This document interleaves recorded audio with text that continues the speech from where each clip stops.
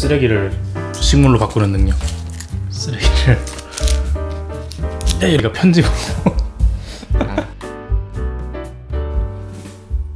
안녕하세요. 영사기에서 목소리를 맡고 있는 영사기입니다.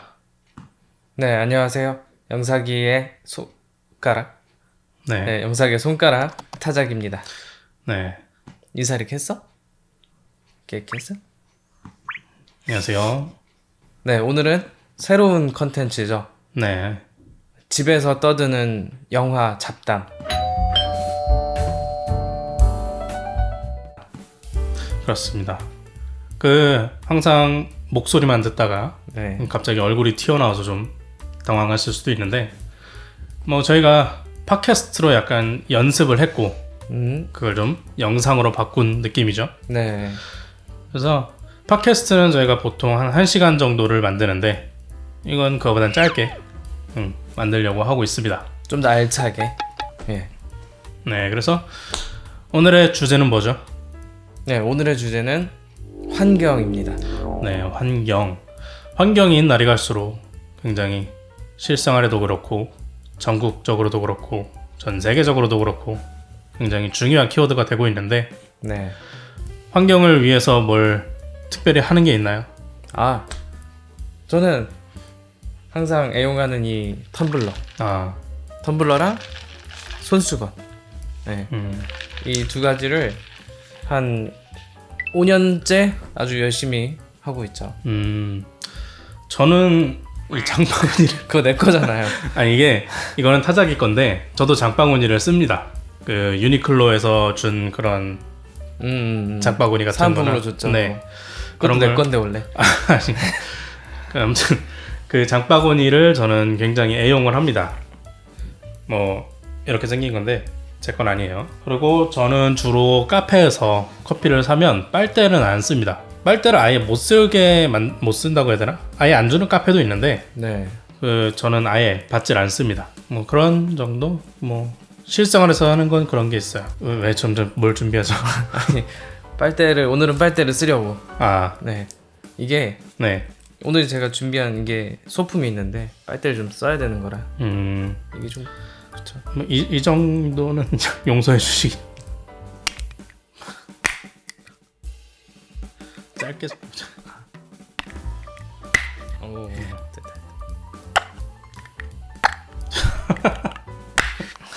되게 못하시네요. 달다.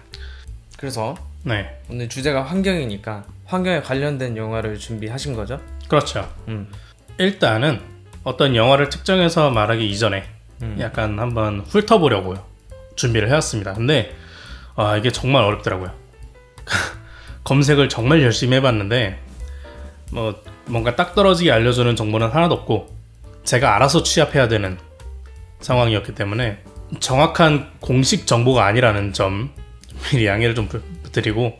챗 GPT가 도움이 안 되나요? 네, 챗 GPT는 도움이 안 됐고요. 네, 영화 얘기만 했다 하면 쇼생크 탈출을 말하기 때문에. 네. 그래서 제가 오늘 준비한 게 뭐냐면, 일단은 환경 영화의 약간 변천사라고 해야 되나? 시대별 흐름에 대해서 한번 생각을 한번 해봤어요. 네. 왜 전 세계적으로도 그렇고 환경의 추세가 좀 바뀌잖아요. 트렌드라고 해야 되나? 네, 키워드가 좀 바뀌는데, 과거에는 약간 오존층 얘기도 있었고, 더 옛날에는 이제 영국의 스모그라든지 그런 것들이 있었는데, 이거는 약간 현실 생활이고 영화에서 좀 비춰지는 환경의 트렌드는 좀 다르더라고요. 6, 70년대에는 환경 얘기가 거의 없어요. 영화에. 환경을 별로 생각 안 하는군요. 그럴 수도 있고, 제가 개인적인 생각이지만 기술의 문제도 좀 있었을 거라고 생각을 해요. 영화를 만드는 기술? 네. 영화를 만드는 기술, 표현하는 방식이 조금 한계가 있다 보니까 못하는 걸 수도 있고, 그러다가 80년대로 넘어오면서 조금씩 환경 영화가 나오기 시작하는데, 80년대쯤 나왔던 영화가 뭐냐면 미야자키 하야오 감독의 영화들이 좀 있어요. 바람계곡의 나우시카라든가 모노노케 히메 같은 영화들이 대표적이죠. 인간과 환경, 자연의 조화를 좀 얘기하는 영화였죠.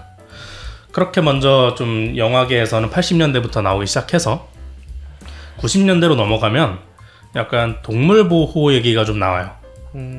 대표적으로는 에이스 벤츄라라든가 뭐 코미디 영화 조지 오브 정글도 있고 그런 좀 동물 보호에 대한 얘기가 나오다가 이제 2000년대로 넘어오죠. 지금 본격적으로 이제 환경에 대한 얘기가 화두가 돼요. 그래서 투모로우 많이 아시는 투모로우도 있고 또 월리도 2000년대 영화고 또 불편한 진실이라는 대표적인 다큐가 있어요. 그러면서 이제 2010년대로 넘어오면 좀 더 블록버스터가 좀 가미가 되죠. 환경 영화에 인터스텔라라든가 뭐 인투 더 스톰이라든가 뭐 이런 것들. 이제 최근 2020년대 와서는 좀 더 지구 밖을 벗어나요. 우주 쓰레기 얘기가 나오죠. 그러니까 인류가 지구에서만 살 수는 없다. 근데 우주도 더러워지고 있다. 약간 이런 식이에요. 대표적으로는 이제 승리호가 있죠. 승리호가 이제 우주 쓰레기를 회수하러 다니는 이야기잖아요. 그리고 좀 2020년대 들어서 가장 주목되는 키워드는 이제 해양 환경인 것 같아요. 시스피라스도 있고 또 아바타도 그렇고 네, 이런 것들이 이렇게 쭉쭉쭉쭉 내려오고 있습니다. 이렇게 한번 조사를 해봤고 이게 원래는 팟캐스트에서 이건 제가 하던 건데 네네 왜? 뭔가 그렇게 해보고 싶더라고요 그냥. 아 그래요? 네. 네. 왠지 안 할 것 같아서. 네, 안 했습니다. 네. 그래서 하나 해봤습니다. 그래서 이제 영화를 또 따로 준비해봤죠. 영화를 제가 2편을 준비했는데 하나는 좀 짧게 얘기하고 하나는 조금만 길게 얘기할게요. 뭐 많이 길진 않아요. 근데 어제 바로 본 영화인데 지오스톰이라는 영화를 봤어요. 네. 지오스톰이라는 영화를 봤는데 기후 변화, 이상기후에 대한 얘기예요 결국에는. 네. 근데 이 지오스톰도 그렇고 뭐 많은 영화들이 비슷하게 말하는 게 뭐냐면 환경을 위하고 자연을 지키고 하는 건 좋은데 이걸 망치는 건 결국 인간의 이기심이다 하는 게 항상 주제인 것 같더라고요. 이 지오스톰이라는 영화에서도 그런 모습이 그려지고 또 그 영화에서는 기상을 맘대로 조절한단 말이에요. 과학기술로. 뭐 위성 같은 게 있죠. 그쵸. 근데 그거는 그냥 표현일 뿐이고 결국엔 기후가 이상하게 변한다라는 걸 표현하고 있는 거예요. 사막에 눈이 내리고 러시아의 기온이 급상승하고 일본에 엄청난 우박이 내리고 그거는 현실에 일어나는 일이잖아요. 근데 전 지구적으로 동시다발적으로 일어난다 하는 걸 표현한 건데 뭐 결국에는 그냥 현재 저희가 겪고 있는 이상기온이랑 별로 다를 게 없는 것 같더라고요. 좀 극단적으로 표현했을 뿐이지. 근데 그 모든 걸 망치는 건 결국엔 어떤 개인의 이익을 챙기기 위한 사람이다. 어떤 기업이나. 그렇죠. 뭐 대체로 기업이나 개인이나 뭐 정치인이나 그런 사람들이죠. 그래서 지오스톰을 좀 보면은 저는 개인적으로 그냥 평범한 영화예요. 그냥 뭐 2012 같은 평범한 영화. 근데 학교에서 보기에 좀 좋을 것 같더라고요. 학교에서 틀어주기. 뭐 적당히 재밌고 적당히 블록버스터고 메시지도 있고 주제도 좋고 네 그런 영화가 있는 반면에 이거는 좀 대놓고 환경을 얘기한 영화잖아요. 네. 근데 제가 우연히 영화를 딱 봤는데 이건 환경 얘기다 싶더라고요. 그게 뭐냐면 네, 제가 한번 어떤 영화인지 퀴즈를 한번 내보겠습니다. 이게 영화 포스터에 있는 문구예요. 보고 한번 맞춰보시면 됩니다. 피할 수 없는 이상현상. 당신은 살아남아야 한다. 뭔지 아시겠나요? 피할 수 없는 이상현상. 해프닝인가요? 오 맞아요? 네. 오 그리핀도르 1점. 나 그리핀도르야? 다음 힌트가 이거였는데 이 장면은 잘 모르겠네요. 이건 포스터예요. 야 맞추네. 신기하다. 네 해프닝. 네 M 나이트 샤말란 감독의 해프닝이라는 영화인데 이게 M 나이트 샤말란 감독 영화 중에서는 그다지 평이 좋진 않아요. 이 영화 내용을 아시나요? 그 니콜 키드만 나오는 영화 아니죠? 네 아니에요. 그러면 좀 기억이 안 나네요. 이 해프닝이란 영화가 어떤 이야기냐면 어느 날 갑자기 사람들이 자살을 하기 시작해요. 그 영화가 니콜 키드만 나오는 거 아니었어? 아니에요. 그럼 제가 좀 착각하고 있는데 또 설명해 주시죠. 예. 어느 날 갑자기 공원에서 사람들이 멈추더니 걷는 걸 자살을 하기 시작합니다. 수십 명이, 수백 명이. 그리고 공사장에서도 막 떨어지고 막 그런 이야기인데 그게 미국 동부 전역에 이렇게 일어나는 일을 그린 영화예요. 근데 이 영화가 사람이 그냥 갑자기 이유 모를 자살들을 막 하는 약간 컨테이전? 그렇죠. 아니요, 그건 자살이 아닌데. 그러니까 질병인데. 그런 영화처럼 보여요. 질병 때문에 아니면 좀비 때문에처럼. 그러니까 아포칼립스나 뭐 이런 느낌이라는 거죠. 근데 그게 아니라 제가 어떤 느낌을 들었냐면 여기에서 영화에서 나오는 얘기인데 주인공이 마크 월버그가 학교 선생님이란 말이에요. 과학 선생님인데 벌들이 갑자기 사라지기 시작했다라는 주제로 수업을 해요. 그 이유가 뭘까? 이렇게 학생들한테 물어보는데 여러 가지 대답들을 합니다. 그 중에 뭐 바이러스 때문에 그랬을 것이다. 근데 바이러스가 전 미국 전역에 동시에 일어나는 건 좀 가능성이 희박하다 라는 얘기를 하고 또 환경오염 때문에 그럴 것이다. 공해물질이 막 나오니까 그럴 수도 있다. 근데 시체가 없으니 벌의 시체가 그러기는 좀 어렵다. 그러고 지구온난화 때문에 그렇다 라는 얘기도 해요. 그러니까 지구온난화, 날이 더워져서 벌들이 미쳐서 그랬다 라고 하는데 뭐 그럴 수도 있다. 더우면 미칠 수 있죠. 네. 그러고 마지막으로 꽤 잘생긴 학생한테 물어봅니다. 왜 그럴 것 같냐? 했더니 뭐 관심 없는 태도로 보여요. 근데 선생님이 그러죠. 너는 과학에 관심을 가져야 된다. 왜냐면 잘생겼으니까. 너의 잘생김은 10년, 15년 후면 코와 귀가 점점 커지면서 지금의 잘생김을 잃을 것이기 때문에 과학에 관심을 가져야 된다. 그런 얘기를 해요. 그러니까 여기서는 좀 약간 우스갯소리처럼 넘어갔지만 사람들이 과학보다는 외모에 관심을 많이 가진다는 좀 시사를 한 것 같아요. 제 생각에는. 그러고 나서 그 학생이 대답하기를 인간이 이해할 수 없는 자연 형상 때문에 그런 것 같다 라고 대답을 합니다. 굉장히 좋은 대답이라고 칭찬을 하죠. 근데 이 영화가 이 벌의 떼죽음이랑 인간들이 자살하는 거랑 약간 관계가 없다고 느껴지게끔 그려요. 그냥 수업의 내용처럼. 근데 제가 느낀 건 뭐냐면 벌의 입장을 생각해보면 인간의 이런 집단 자살 현상을 이런 식으로 느끼지 않을까? 라고 생각을 한 거죠.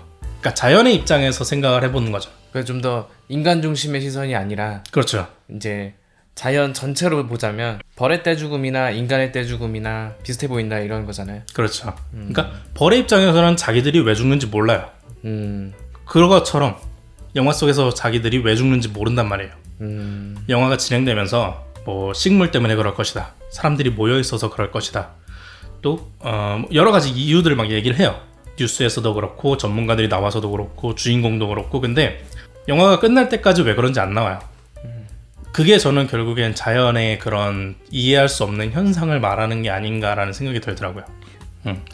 그래서 이 해프닝이라는 영화가 엠 나이트 샤말란 감독 영화 중에서는 평이 좀 안 좋은데 저는 조금 다르게 생각을 합니다. 약간 영화를 다르게 이해해서 그래 보인다라고 생각을 해요. 반전 영화의 대가잖아요. 그리고 스릴러 영화를 좀 주로 그리고, 근데 이건 자연현상에 관한 이야기일 수도 있겠다 라고 생각을 해서 영화의 의도와 관객의 이해가 조금 달랐다 라고 생각을 합니다. 우리가 엠 나이트 샤말란 감독 영화를 많이 봤잖아요. 그쵸? 그리고 최근 작품은 아니지만 최근에 했던 게 올드 리뷰 영상을 했었죠. 네. 근데 그러면서 우리가 나눴던 얘기가 샤말란 감독은 죽음에 대한 이야기를 굉장히 중심적으로 다루는 감독이다. 거의 모든 작품에서 그런 얘기를 했었잖아요. 네.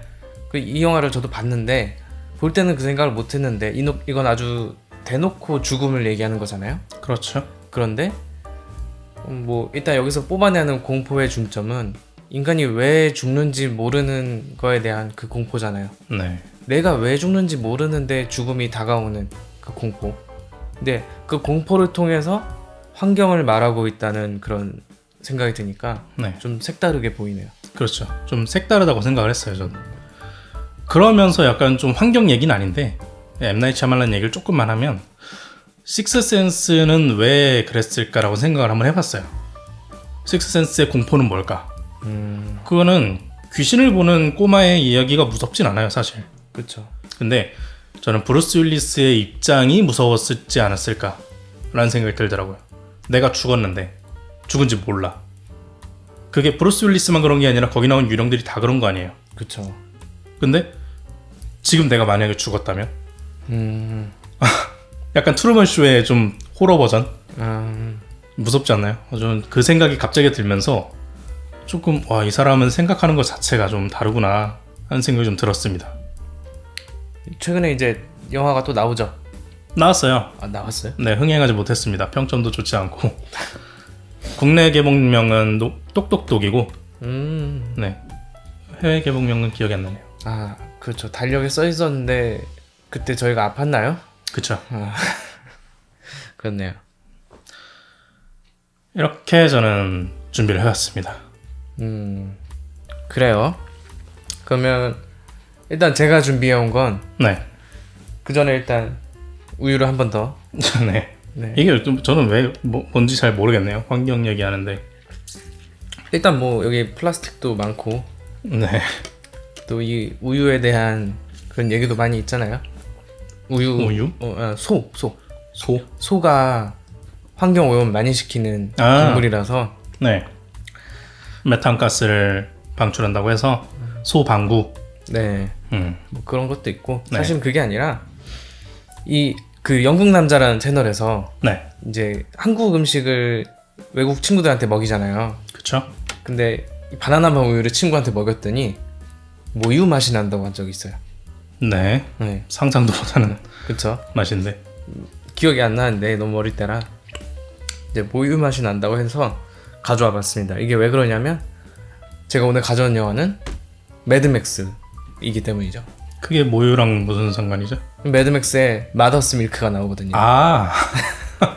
거기서 아. 중요한 식량 자원 중에 하나로 네.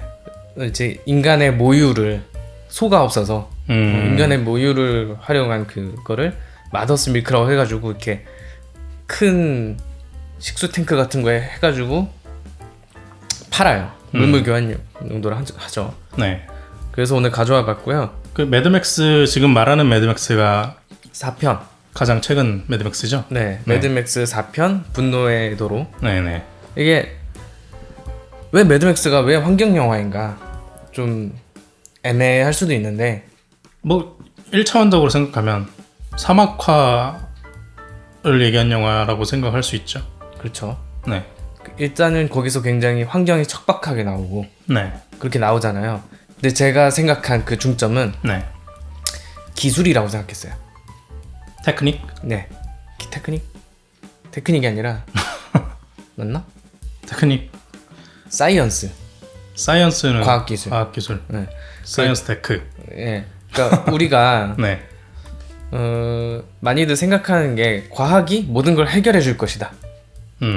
그 지금도 환경 오염에 대해서 하는 많은 이야기가 우리가 더 기술을 발전시키면 환경을 보호할 수 있을 것이다. 또는 되돌릴 수 있을 것이다. 이런 기대를 많이 해요. 아까 얘기했던 지오스톰도 약간 그런 설정이죠. 네. 제가 최근에 봤던 어떤 환경에 관련된 영상에서는 맞다. 우리가 기술을 발전시켜서 환경을 보호해야 되는데 그 기술 발전이 언제 완성이 될지 모르는데 너무 낙관적으로 보고 있다는 거죠.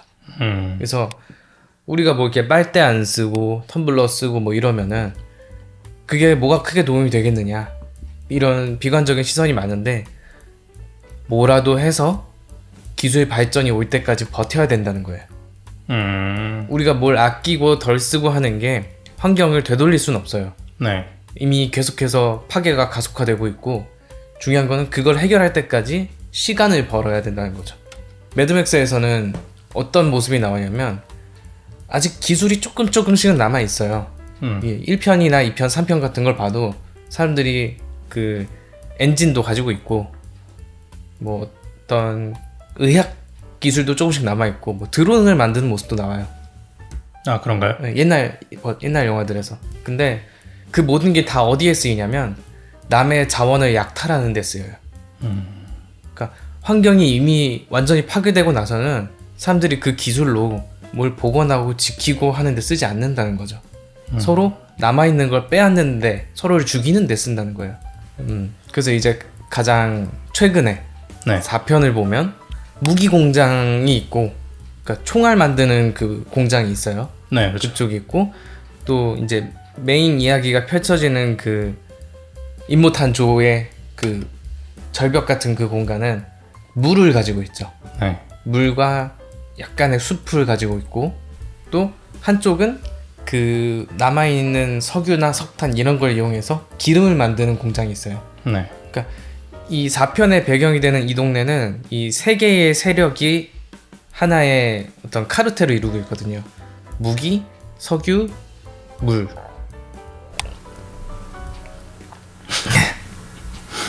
그래서 무기, 석유, 물이 이렇게 각각 이렇게 잡고 서로 이렇게 공급을 해주면서 네. 사는 거예요. 근데 4편만 본 분들 있잖아요.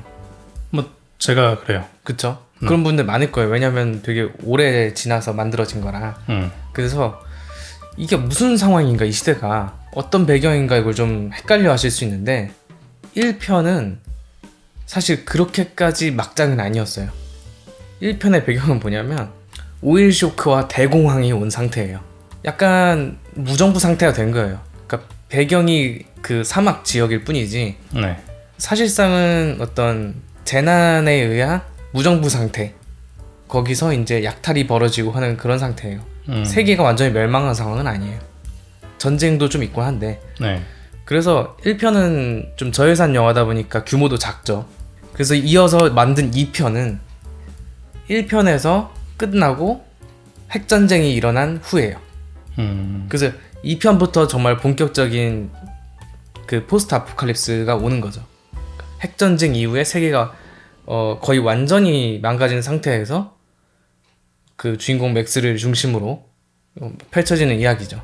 그러니까 여기가 좀 더 이제 환경이 완전히 무너진 세상을 보여주는 거예요. 근데 1편에서도 보면 아직 세상이 멀쩡하게 많이 남아있는데 오일 쇼크랑 공황이 왔다는 이유만으로 네. 사람들이 서로 빼앗고 죽여요. 이미 저는 거기서도 그 생각이 담겨 있다고 느꼈어요.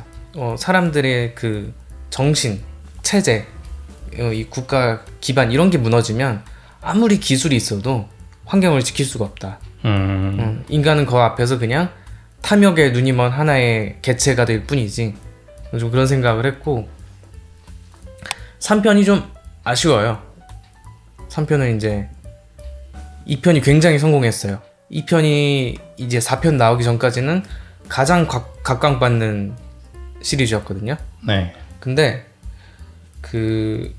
이 조지 밀러 감독이잖아요. 조지 밀러의 단짝인 프로듀서가 있었어요. 바이런 케네디라는 프로듀서인데 이 사람이 그 장소 물색을 하다가 헬기 추락으로 사망을 해요. 그래서 이제 조지 밀러가 완전히 패닉에 빠진 거죠. 그래서 이 연출을 못하겠다, 그 상황이 됐고, 대신 다른 감독인 조지 오길비가 들어가서 전체적인 각본이랑 이런 걸 다시 하게 됐고, 이 조지 밀러 감독이 빠지니까 제작사 입김이 많이 들어가는 거예요. 그래서 내용도 조금 원래 그거랑 많이 변하고 액션씬만 조지 밀러가 찍었다고 해요. 그래서 결과적으로 이 3편은 평가가 굉장히 안 좋아요. 네. 스토리도 좀 갇혀있고 뭐 그런 얘기가 많은데, 그래서 이제 3편 찍고 30-40년이 지나서야 4편이 만들어진 거죠. 그 4편에서는 그 시간 동안 그 감독이 쌓아온 실력과 생각의 깊이 이런 것들이 더 합쳐져서 그 앞서 1, 2편에서 나왔던 그 환경에 대한 생각이 짙게 담기지 않았나 싶어요. 지금 여기서 제가 이제 이거 하면서 말한 마더스 밀크, 네. 그리고 거기서 물을 아쿠아콜라라고 해요. 그렇죠. 가솔린도 거졸린이라고 해요. 아, 그래요? 네. 그건 몰랐네요. 그러니까 기존에 있는 단어들을 뭔가 바꿔서 써요. 근데 이게 시대 배경이 1편에서 좀 많이 지나간 상태예요. 그래서 보면 굉장히 나이 많은 노인들만 이 핵전쟁 이전 시대를 기억해요. 문명의 기억이 희미해진 상태죠. 물론 여기서 이제 설정 오류가 좀 있는데 맥스도 원래 그 시대의 사람이거든요. 네네. 전쟁 전에 경찰이었던 사람인데 그 맥스를 주인공으로 이어가려다 보니까 젊은 톰 하디가 그냥 캐스팅이 돼서 그냥 밀고 나갔어요. 그러니까 설정상은 원래는 노인이어야 돼요. 시간대는. 근데 그냥 밀고 나간 거고. 아무튼 그래서 이게 한 3, 40년 지나니까 말까지 변할 정도잖아요. 네. 그래서 원래 모유는 브레스트 밀크라고 해요. 영어에서. 네. 근데 거기서 보면 맥스가 이게 뭐냐고 물어보니까 누가 마더스 밀크라고 대답한단 말이에요. 그래서 뭔지 모르는 거야. 그래서 막 피를 씻어내는데 막 써요. 이게 한 세대가 지나는 사이에 지식이 굉장히 빠르게 소멸하는 거죠. 우리가 기대고 있는 과학기술이라는 게, 그러니까 우리가 제대로 삶을 유지할 수 있는 환경이 유지가 안 되면 얼마나 빠르게 허무하게 사라질 수 있는 건지, 이런 용어들이나 거기 있는 사람들의 상태, 이런 거에서 쉽게 볼 수가 있는 거죠. 그리고 거기서 보면 남아있는 기술은 거의 찌꺼기에 가까워요.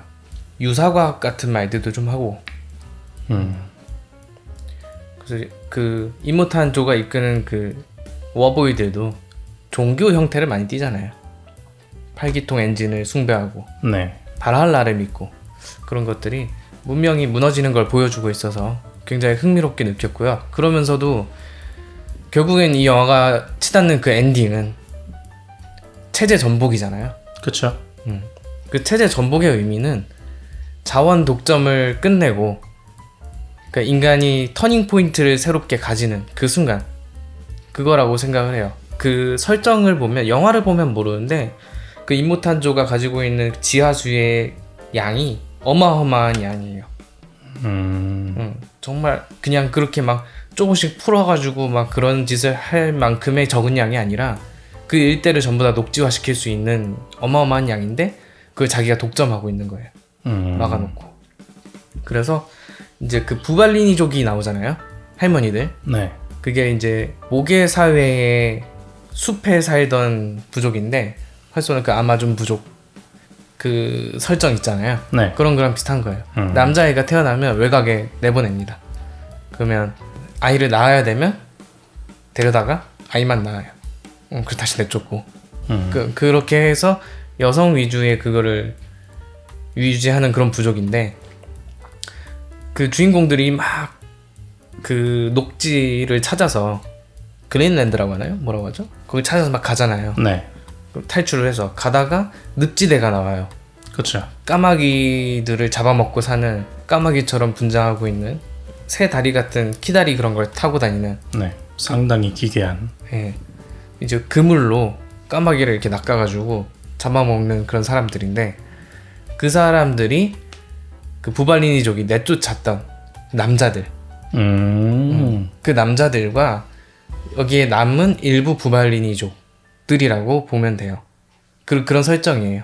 그래서 얼굴은 제대로 안 나오지만 그 사람들도 굉장히 나이가 많을 거예요.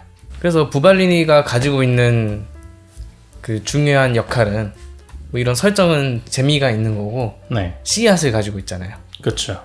그 씨앗을 결국에는 다시 그 임무탄이 있는 그곳으로 돌아오면서 이게 앞으로 이곳에서 어떻게 피어나고 자연이 어떻게 복구될 것인가, 이런 걸 보여주잖아요. 그러니까 가장 중요한 거는 의지라고 느낀 거예요. 자원이 얼만큼 있고 뭐 기술이 뭐가 있고 이런 거는 전부 다 그거에 따라온다는 거예요. 그거를 우리가 어떻게 쓸지 가지고 있는 그 의지가 환경을 지킬 수 있다는 거죠. 뭐 영화에 대한 다른 얘기들 조금 해보자면, 네. 매드맥스 4편이 언제 나오나 사람들이 엄청 기다렸었어요. 근데 이제 임필성 감독이 호주 로케이션 촬영하다가 그 조지 밀러에 대한 소문을 들은 거예요. 그래서 뭘 영화를 만든다. 그래서 매드맥스 4를 만드나? 하고 들어봤더니 펭귄이 노래하는 영화를 만든다고. 그래서 해피피트도 환경에 대한 영화입니다. 아, 그렇죠. 네. 전 좋아합니다, 해피피트. 네, 해피피트 뭐 주크박스 뮤지컬 영화. 지금 배운 게 또 써먹히네요. 그래서 저는 지금 기대를 하고 있습니다. 퓨리오사가. 네, 퓨리오사를 만든다고 하죠. 네, 안야 테일러 조이가 주연이고, 틸다 스윈튼이랑 이드리스 엘바 캐스팅이 됐었어요. 어디에요? 그 퓨리오사에. 네. 근데 뭐가 문제가 생겼나 봐요.